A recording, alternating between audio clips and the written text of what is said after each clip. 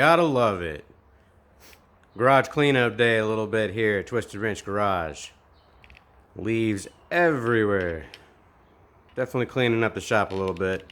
That wind here is just killer. It's blowing really hard today. So we're doing a little garage cleanup while we can. And we're gonna try to get working on that wiring harness there for Mike for his 73 Dodge D100 long bed with a factory big block 400. That's a really nice truck, blue and white scheme. But just wanted to show you guys what we're dealing with here in Oklahoma when it comes to all these dang leaves. They get everywhere with this wind. Watch Puddin's Fab Shop's video this morning from yesterday, and yeah, he was not lying. Oklahoma wind is definitely a killer here right now. It's like 60-mile-an-hour winds, and then we're supposed to get up to like 80-something mile per hour winds tonight. But a little bit of show and tell. I was kind of excited about this. I wanted to show you guys. My wife thought I was a dork for being excited about it, but I picked up this cabinet here for the new house when we get to it. 20 bucks. I really liked the patina that it had. And for $20, you really can't beat it. You can probably tell. I don't know if you can see it in the video, but they did whatsoever had this before. They went ahead and put a clear coat over it. Some of the paint is still chipping, which I'm fine with. Eventually, it'll all come off, and then I'll end up repainting it myself. But you guys can see, nice little shelf unit. Give me somewhere to put my stuff, because some of these shelves that I've got here aren't going to go with me. I don't want to take them with me. I like this one though.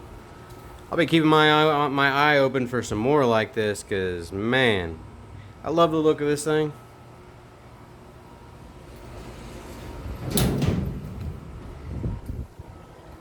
Nice little door. Decently tall. Nice shelving unit. Just wanted to share with you guys.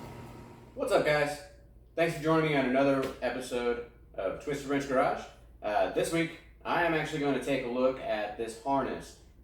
This is a wiring harness out of a 73 Dodge D100 long bed factory big block truck.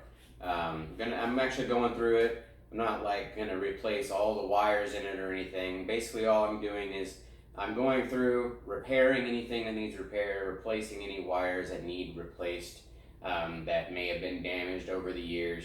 If the wires look good, I'm going to obviously leave them be. You know, I'm not going to be using any kind of like wire crimps or anything like that. This is all going to be a solder job and some electrical tape to then reharness the stuff as I go.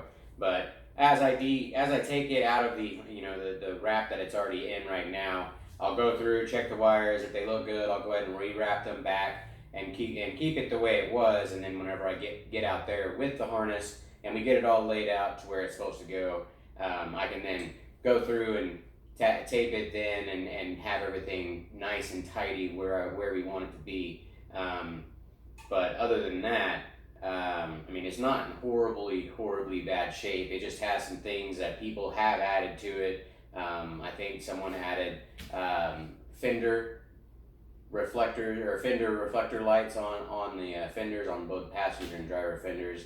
I know on my 72 Satellite Sebring Plus Roadrunner clone that I used to have, it had those, and every time you turn the flashers on, it would blink on whichever side you had those blinking on. But there is a few things that I'm using here that some of you guys might not have, and you guys may want to pick it up. But I mean, I just picked this up at O'Reilly's. It's just some flux. I always recommend using flux when it comes to soldering. That way you get the best penetration of your solder as possible. This is all I've got left in my shrink wrap, but it should be plenty for what I'm doing here. There's not a whole lot of repairs I need done when it comes to like needing to do that kind of stuff. The other thing I'm using is a soldering station. I picked this up off of Amazon for, I can't remember how much, but it's a Tiswell soldering station RJ969. 120 volt to 60 hertz, 65 watt output voltage, 26 volts AC. Temperature range, that's the important thing, 392 Fahrenheit to 896 Fahrenheit. That way you can control the temperature of your soldering iron as you need. Also comes with a little handy stand and little wire, little cleaning little station here as well. So I'll get that all hooked up. Another thing I'm not using this one, but I figured you guys would probably enjoy seeing this, because I don't know how many of you guys have seen one, or if you guys have one. If you do, let me know in the comments. Just email me a picture of it. I got that email in the description, or the about section of my channel. But this was my dad's. It's Chilton's Auto Repair Manual from 72 to 79. I did go ahead and look through it for this Dodge harness to see if the wiring diagram was in that, but it's not. This just has a general reference manual is all it is. It's just kind of walk you through some things. It does have some really cool information in it. I was flipping through it and I saw it has like all the different grills from 72 to 79 for all the Dodge and Chevys and Fords, and I mean this goes for all the manufacturers that I've seen. But it's really cool. I really like it. Like I said, one of the cool things I saw in it is it had like the ring gap, spark plug gap. Just the real important information that you don't really expect to find anywhere else. I would say, I guess.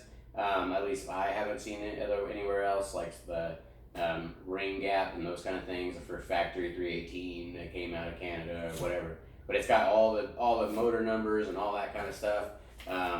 See if I can flip to like a Dodge section and show you guys what it was. I remember which page it was on. The C515 and on is the Dodge and Plymouth. But you guys can kind of get an idea of what it looks like. Like I said, it's got all the different front ends of all the cars, the engine codes, general engine specifications. I mean, it's got a lot of cool information in it, I think. I really thought it was really cool, something I wanted to keep around. But yeah, I thought that was really cool. But again, I'm not using this today because it doesn't have what I need in it. What I am going to be using is this Dodge Pickups Haynes Repair Manual, 74 to 93, Dodge 2-wheel drive, 4-wheel drive, 6-cylinder, V6, V8 gasoline engines. Full-size pickups, Ram Chargers, and trail dusters is what this book covers. But I am going to be using this because this does have wiring diagrams in it, and even though it says 74 is the earliest that it goes, 73 shouldn't be too far off if I need to reference anything on it. They generally didn't change a whole lot until they got into the emission stuff, when they started adding smog and the electronic ignition, those computerized kind of deals. But I am using that. But like I said, like my first step when I start working on these harnesses, is I went ahead and pulled the whole harness out of the truck. That definitely makes it a lot easier, so you're not having to work on it in the truck. I went ahead and after I cleaned the garage out, you guys probably saw a little bit of footage of me cleaning the garage. The wind is crazy today, hence part of the reason why we're in here in the house. You guys might see some boxes or something laying around. We're packing up. We're starting to get ready to try to get to move into that new house. But the first thing I did is after I cleaned the garage out, I went ahead and laid this out, how it's kind of sitting in the truck, and it gave me an idea of where everything is going. Because whenever I got it off the truck, it was just kind of hanging off to the side, because he's in the process of like restoring this truck to all factory, and it's a beautiful truck. I'm really excited to be a part of it, honestly. And the fact that he would ask me to bring it home and go over it, make it look like a fresh harness again. I'm glad that he's entrusting me to do that. But like I said, I went ahead and laid it all out. I'm just gonna go ahead and slowly go through each of the plugs and cut some of the old tape off, go through the wires, make sure nothing's burnt or damaged and those kind of things, and do some repairs. Whenever I find something that may catch you guys' attention, or may catch my attention, and I feel like I need to share with you guys, I'll share it with you guys. But for anybody that needs the 78 and earlier wiring diagram, this is what I'm using as my diagram. because, like I said, it should all be the same when it comes to the 73. Between 74 and 73. And then there is it continued to the inside, I believe. Yeah, windshield wiper and washer switch, etc. Heater regulator, firewall, brake switch, etc. But yeah, that's what it looks like. And then I've got a little breakdown of the color codes, etc. Here's another tool that I'm using. I didn't mention. Just soldering tool, 2 alligator clamps, and a magnifying glass with a weight on the side. They hold the wires together so I can solder them that way. I have both my hands, but I wanted to show you guys kind of what I was dealing with here and kind of what I'm doing to address the issue. But as you can see here, like, this is some of the stuff that was under tape. Just kind of twisted together wires, just kind of spliced in kind of deal. Like, I think this is from like a trailer harness of some sort, and they repurposed it, which isn't a big deal. I mean, it doesn't matter to me as long colors on this kind of stuff, as long as it's got the original factory colors on either ends. That's really what I care about. I don't have all the different kind of colors to fix this myself, professionally, like kind of like that. But I'm just kind of going through and just repairing it as needed. And then other things I'm dealing with are, I'm going to be taking things like this out, these little splices where it's just kind of spliced in, and I mean, that doesn't go anywhere. So why do we need that? This, I believe, is part of some sort of lights, I think. There's some more of those splices there. That way we can get rid of those and replace that with some actual solder. Sorry about the focus there. But yeah, definitely just needs cleanup. Some wires here that have been busted or broken and break. So we want to get all that kind of stuff sorted out for him. But just kind of wanted to show you guys what I was dealing with, and then I can get you guys set up in a spot where I can show you how I'm going to solder this, and kind of keep that way you guys kind of know what I'm doing for the process when it comes to my soldering techniques and getting this all fixed up. Alright guys, here's my process of soldering these joints together, because I don't like having them like bent all up, and I don't twist them or nothing like that. First thing first, I want to get some of this flux. I just dip both ends into the flux. Don't need a whole lot. I'm just kind of dipping it in. Got a little much there. Got a little more than I wanted there. Pull some of that off. But got all of our wires together. I got my heat shrink already over it, and I'll do it with a lighter at first. That's what I'll use at first, and then I'm going to use my heat gun. I actually have a heat gun. I went and grabbed it. Make my life a little bit easier, I would say. But I just kind of push them together like so. Just kind of make it to where it looks like a joint. Take my soldering iron and my solder. I don't need this there. Get rid of that. What I like to do is heat it up from below. Touch the soldering iron with it, and you should see your solder get sucked into the joint.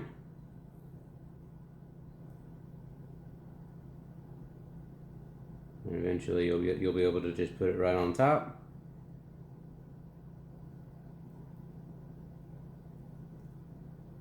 And just like that, that's a soldered joint. Always clean your soldering iron with your little brush after you use it every time. That way it doesn't get all dirty and filthy. And all we have to do is, if I didn't get this too hot, slide this over. Oh, hold on. Got a section that's kind of pushed out a little bit. Push it in so I can get this over it, because I did have this a little too close. So it did shrink up a little bit on this one end, so hopefully I can get this to go over it. There we go.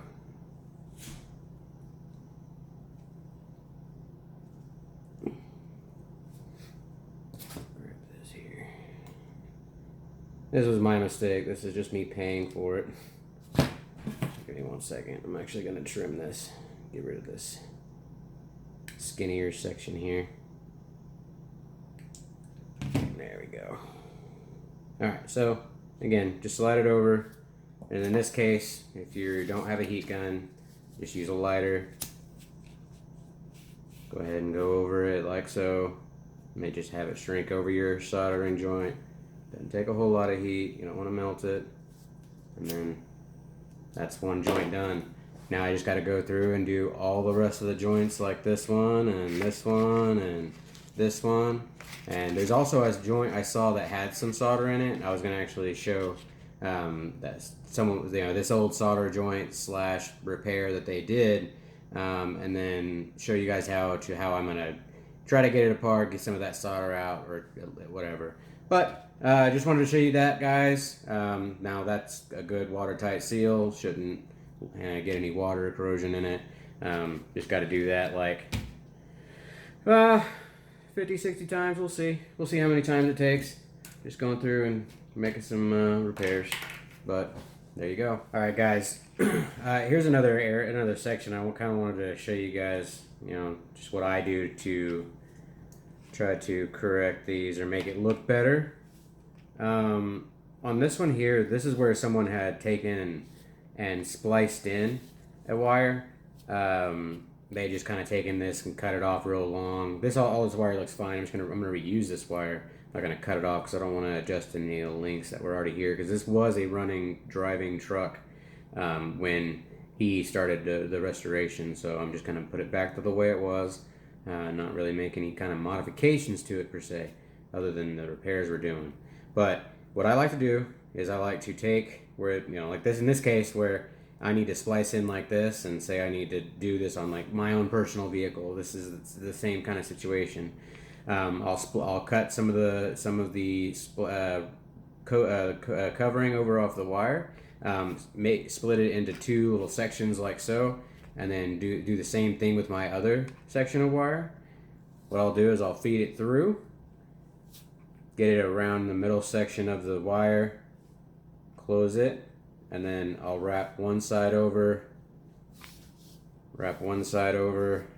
and then I will just continue to wrap until it's completely covered, and that will give me a really, really good solid connection whenever I get it soldered. And then, so this is just kind of makes it like a little T connection. That way you get a way better connection and it doesn't look as bad. Now in this situation, obviously you can't use heat shrink. This is going to be just a kind of a tape kind of ordeal. But what I'm going to do, because I actually forgot to put the flux on it. I'm just going to take this and just kind of touch her in, just like that. And then I can just rub it the rest of the way with my finger.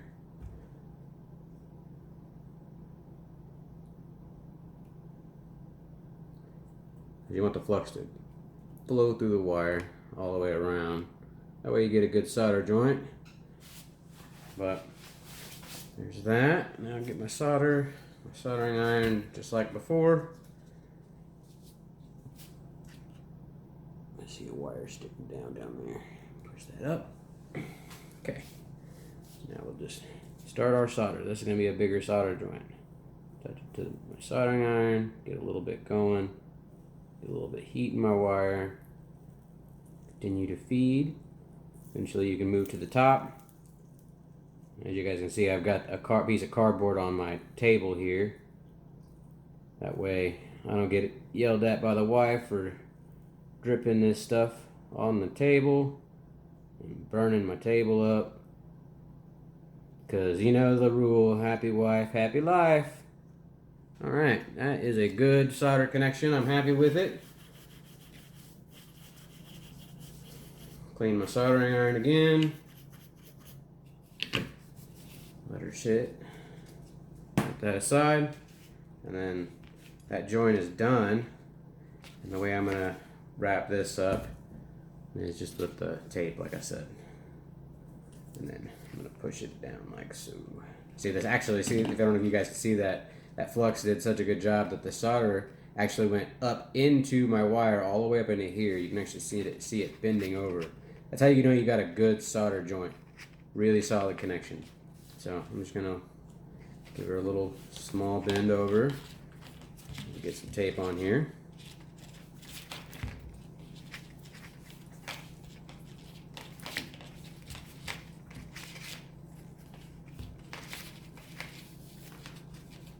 Alright.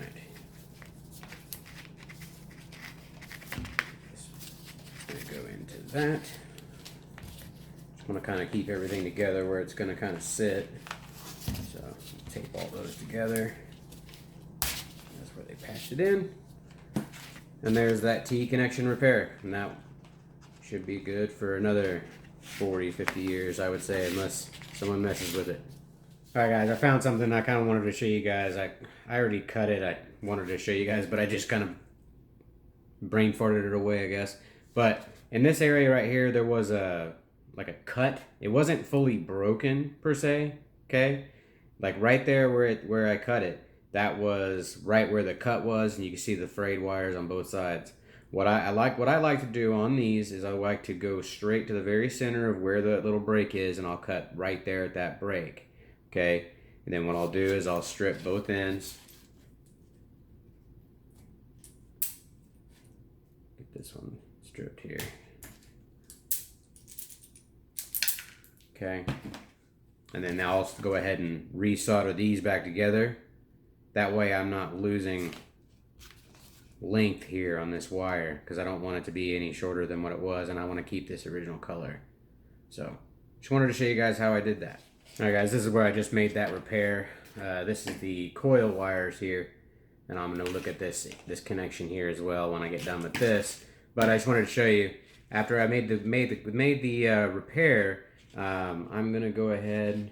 I see a cut in the wire sheathing, but the wire is not broken, so I'm gonna take those off individually real quick. Give me one sec.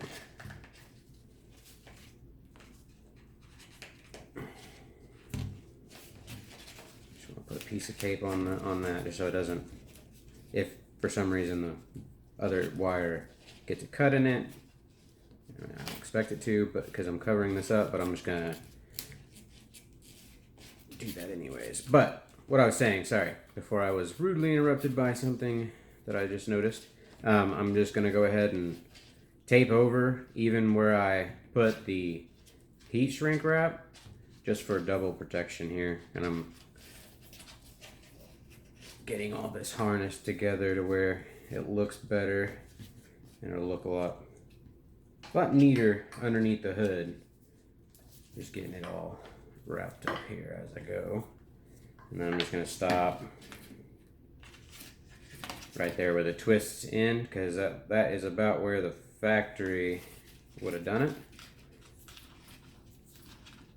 And Mike may want to go ahead and do some wire loom of that plastic cover, wire loom covers as well on top of this. So that might make it look even nicer. But that looks like it may be a broken connection, so I may need to put a new one on here. So let's investigate this together. Since I got you here with me, go ahead and pull this tape off of here, and I want to see what we got. This will kind of give you guys an idea of what I'm working with. Yeah, that's an orange wire, which would have been the factory color.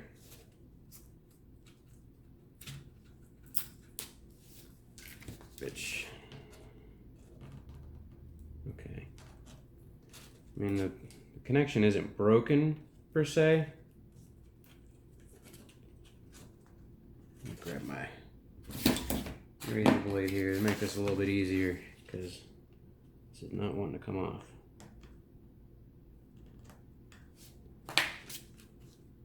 So let's see what's all underneath here too, because this right here, probably my guess underneath all of this fine weatherproofing tape is going to be just some wires twisted together,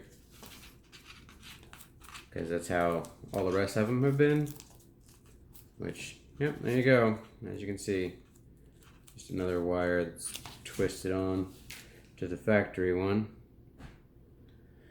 Okay, now, being that's the case,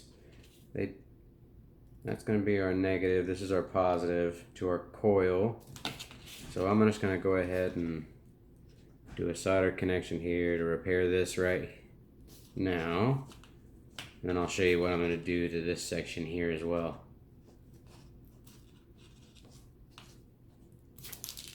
Oh yeah, some busted wires for sure.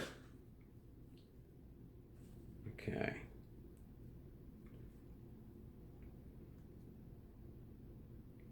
I'm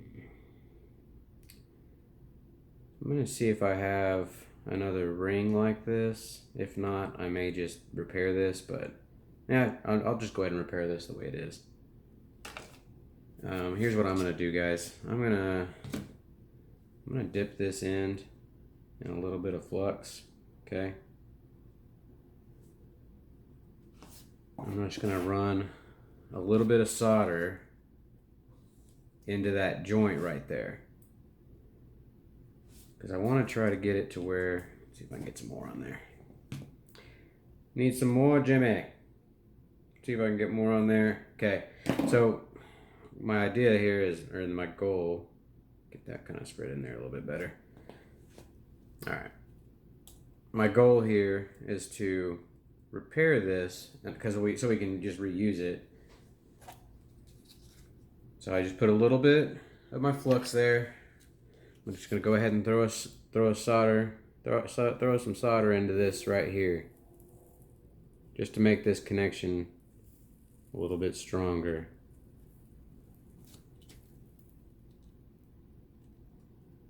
My hand's all shaky. And that should go all the way up inside there.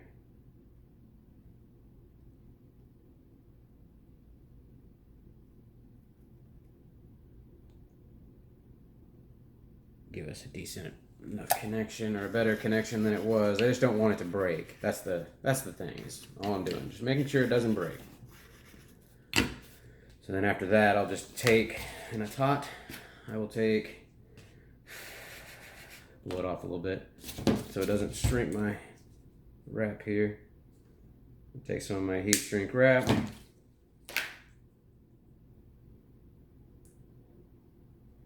Get it to open up here because it's flat. Normally I just take my solder, just kind of open it up a little bit so I can squeeze it. But I'm gonna run that on there. See if we can get it over. No, we can't.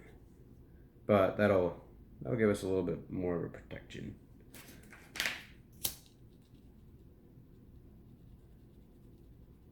Choose the lighter. Just like that. That connection should be reusable.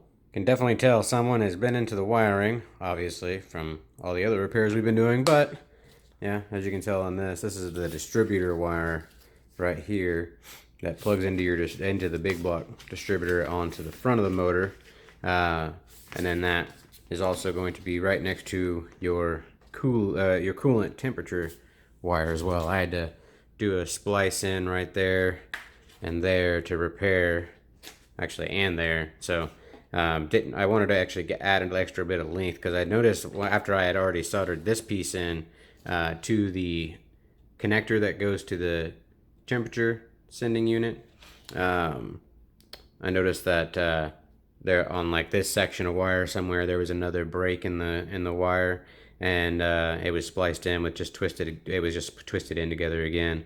So I just went ahead and soldered in some new connections, made it a whole solid wire again, and slowly starting to rewrap everything. And I'm gonna go ahead and repair this distributor wire here, make it look a lot better. So just give you guys a little update on this harness here. Guys, there's that soldered connection I showed you guys before, which it's really just a ball of wire just kind of gooped together. And that's one of our main power wires coming out of the firewall. That wire looks okay, but we're gonna fix this because they've got it spliced all kinds of weird, and it's supposed to be going over here to the voltage regulator.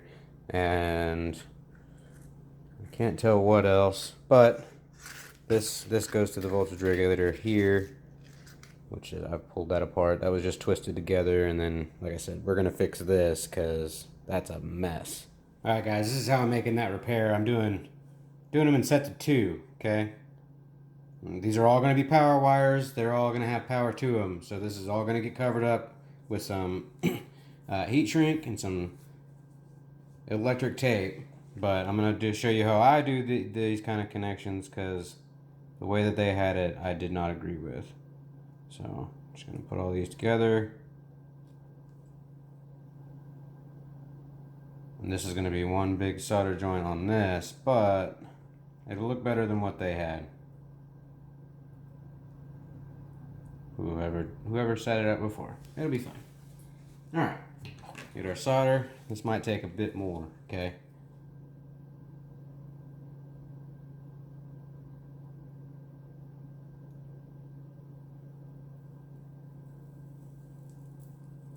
Here's sizzling. Means our solder's getting into our joint. Just kind of slowly working it in here.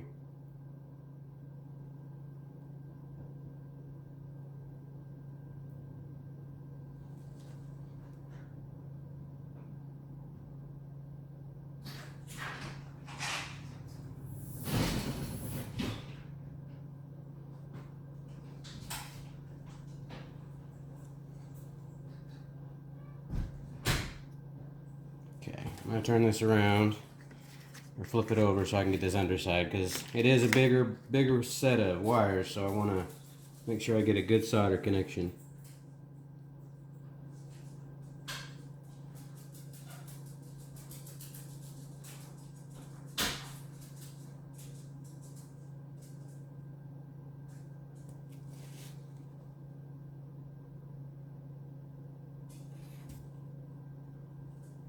There we go. That's going to look a lot better than it did. Let me clean my soldering iron off here. Sorry about the shaky. Okay. Flip this back over. Undo my alligator clamps. And slide my heat shrink tube over. Ooh, it is warm. See if I can get it to go over this section here. A little bit wider than I expected.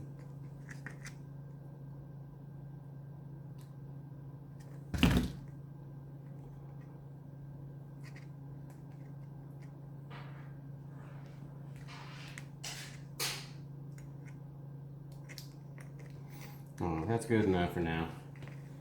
Should have pushed it back a little bit further, but it'll be fine. At least get this, for the most part, covered. Then we'll take our tape and we'll go over it with tape, starting about there, I'd say.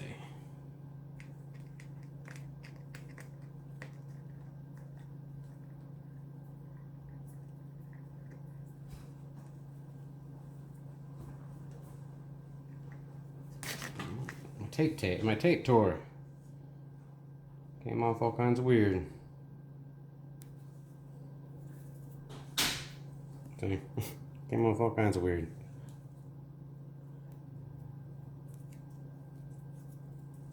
There we go. Do a quick pass over that since it wanted to come off weird. Now you can't even tell that giant joint was there.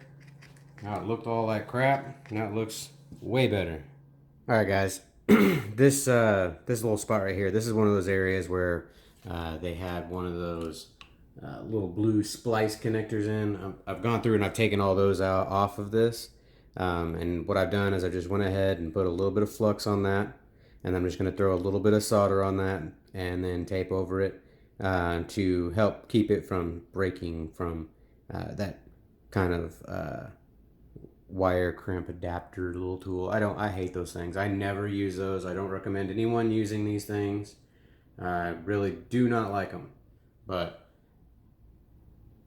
I'll throw some solder on that real quick, and then I'll show you what it looks like. And there you go. I don't know if you guys can see that, but just threw a little bit of solder on it. That'll make that connection a lot stronger and keep it from breaking in the future. So just a little tip. All right, guys, this is the reason why I don't like those style of connectors. I'm going to show you right here. And you see that right there? I went ahead and took a razor blade and I stripped away the sheathing from just this side and this side.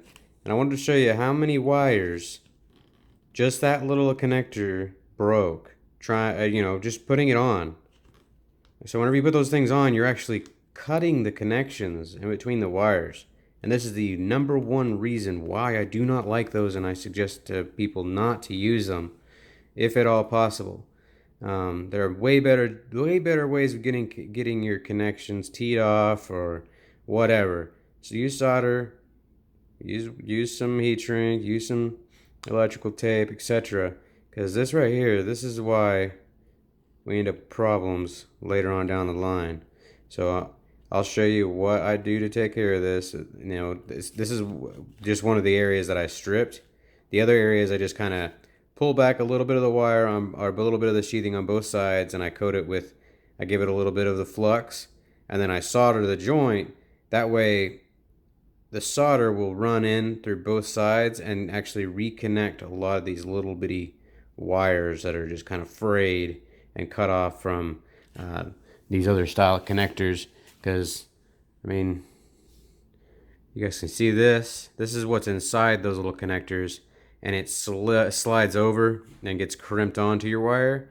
And this right here, guys, is generally a lot smaller than what the inside of the wire diameter is. So you end up cutting a bunch of wires, and then you end up with a lot of problems later on down the line. Just a little tech tip for you guys that are dealing with some wiring. There you go. And then that way you guys have some sort of idea how to repair these kind of wires without having to splice in some sort of new wire, messing up the factory colors and etc. So I'll get this repaired and I'll bring you right back. Alright guys, I went ahead and pushed all the wires in, or all those frays. I pushed them into the other ports of the wire and kind of twisted them on, and then put a generous amount of that flux on, and then we're going to solder over that. And then there it is, soldered. What it does is goes ahead and reconnects everything all as one unit. That way it makes it a lot stronger and it won't break from that spot. So there's another little tech tip for you guys. Here's some of the aftermath after doing Mike's harness. It's all just pieces of wire that I was able to cut out. These blue ones here, these are from those fender signal flashers that I was mentioning. This is where they added in some wires that was onto the flashers on each corner. Now I just went ahead and deleted those, and I'll get those put back in whenever we get the truck all wired up, and then I can actually put an actual good connection on them where they need to be soldered, etc. But a lot of tape taken off, a lot of the bad connections pulled off, a lot of the bad connectors, that kind of stuff, and then I'll show you what the harness looks like now. Alright guys, this is the harness complete. I've got it kind of set up here the way that, it's going to be in the engine bay on my table. This is going to be the firewall here, okay? That's going to be the driver fender. This stuff is going to be on the driver fender. The battery is going to go over there. Focus is kind of weird. But this I didn't really have to do too much to. It all looked really good. It was just patching the stuff that had gotten tapped into on that little connector there. Then there was another one over there, and then a couple other spots on that. So this harness this one here looked actually pretty fine. So I didn't really have to do a whole lot to it. Just retaped these shorter sections here. These go in between the starter relay or something. I can't remember. I believe it goes over here on the driver fender somewhere, but we'll get to that. But the other harness, this one here, I went through pretty much all the way through it. Got everything basically looking a lot better. This here, is a ground wire. I looked it up on the schematic on the book. So that's a ground wire, so that's why I didn't really do anything with it. So you guys might see that. That's a ground wire. We'll get that hooked up. But went ahead and made a repair somewhere in this area, retaped it. It's all looking like a really good harness now again. Looking like it did from the factory, because this is all they really did. But just a little view for you guys to see. This here goes to the coil. Coil's gonna be on probably this passenger side somewhere. Then you got this is the voltage regulator, which will be attached to the firewall, which these two will end up going probably pretty close to each other here. And then you got alternator, distributor, water temp sensor, and then yeah. But yeah, that's Mike's harness. All done up and looking a lot better. Not looking for perfection, just looking for it to look good. All right, guys, that's another episode of Twisted Wrench Garage. Done. Got Mike's harness to his 73 D100 repaired. Got it all back up to factory standards, I would say. Do appreciate you guys watching the video. I would like to say thanks to everyone who's watching. Definitely appreciate everyone who's subscribing, who's definitely supporting the channel. Anyone who's not subscribed and watching the video, I notice there's a lot of people that are watching them that aren't subscribed yet. Subscribe, guys. You guys can get notifications of all my next videos that are going to be upcoming. Anything that I'm going to be doing in the future. Like, comment, subscribe on the video. We'll see you guys next time.